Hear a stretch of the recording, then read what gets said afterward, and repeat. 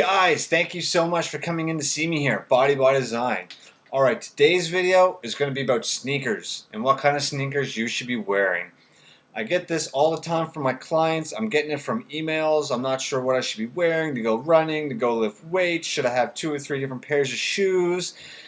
And I mean, the answer is if you can afford to have a specific pair of shoes for a specific thing, then yes, of course.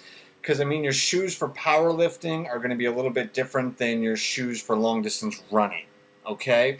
But a lot of us can't and don't really need to be going out and buying 3 to 4 different pairs of shoes, okay? From all my years of experience, and we're talking about the average guy here, the person that just goes to the average corporate gym like Good Life. You know, they're lifting weights, they're running on the treadmill, just basic stuff. You're going to find certain shoes. These are Reeboks. Oh, sorry. And they are basketball shoes. Now for me, these are really heavy and they're really clunky.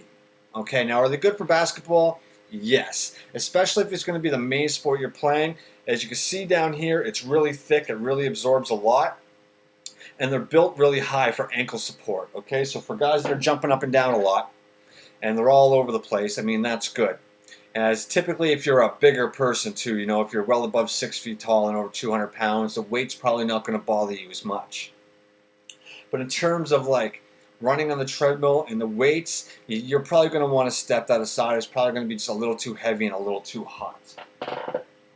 What I actually recommend for the average person is what you call cross trainers, or what I would call cross trainers. And it's something like this.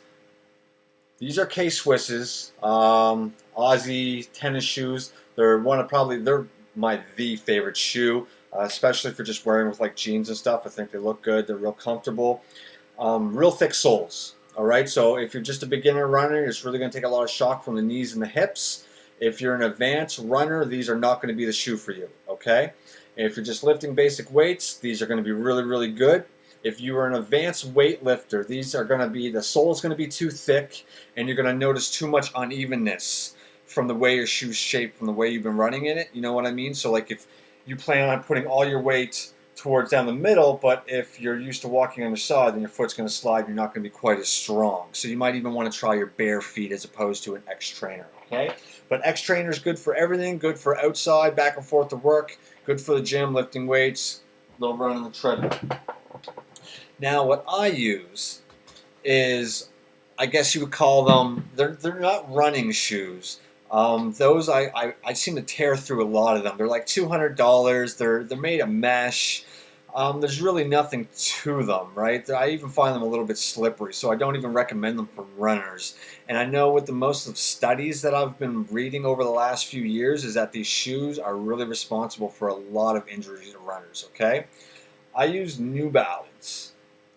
Okay, I can't remember what the specifics of these are, but they're virtually New Balance's CrossFit shoe. Now, the design of a CrossFit shoe is to be sturdy.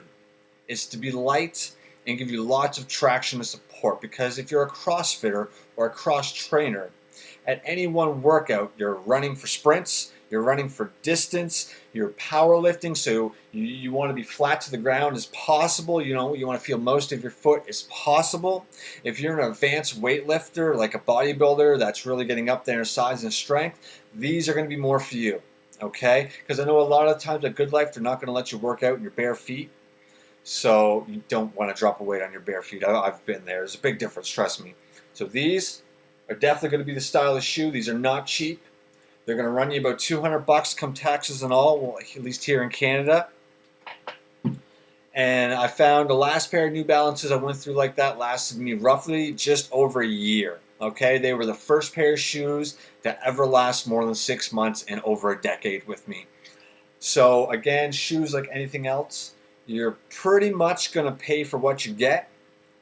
But sometimes you might get ripped off, so really make sure that it's a good brand. I can't remember what the CrossFit shoes are called. They're really good. If you Google CrossFit shoes, they'll come up. I think they're like $120. The New Balance ones are probably the best shoe I've ever worn. They're balanced always. You know what I mean? The soles are good. The traction is good. They last forever. So again, guys, this is Shoes 101 from Body by Design. It's never too late to live the life you could have lived. So take action. Let's do it, guys. Have a good one.